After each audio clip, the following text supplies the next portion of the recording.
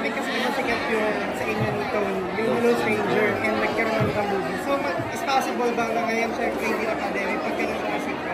Or magkaroon kayo ng movie? Sana, someday. Pero ngayon, lumabas na yung Hello Stranger, the movie sa Star Cinema, YouTube. So, sa mga love pa rin kami, panoorin nyo lang po yun. Pero are you willing to do BL movies or BL series? Kung gagawa ko ulit si Tony pa rin siya. Wow! Bakit pala si Tony? Like, bakit or bakit siya yung gusto mo mga partner? Bakit siya lang? Siyempre, Savior. My Savior. Only Tony. Yes, siyempre maraming fans ang kikiligin doon.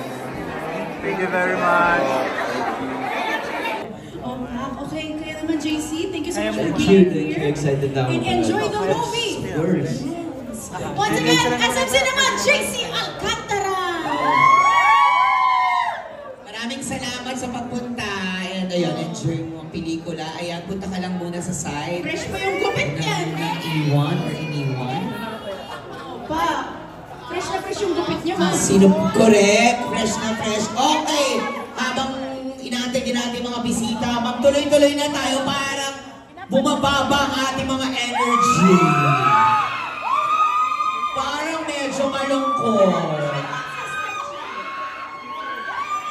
Sobrang consistent. Bilang consistent ka naman at tama na naman, bibigay ko lang sa isa. Naku, dapat ay tuloy-tuloy ang ating mga energy.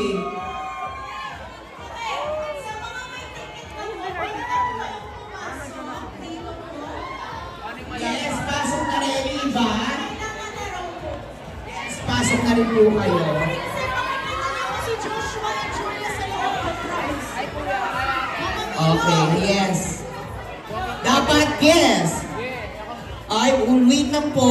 Para po dapat mataas ang energy. Naku, dapat consistent ang energy natin. Siyempre, ano po, nakita po natin na dapat consistent ang energy mga nandito.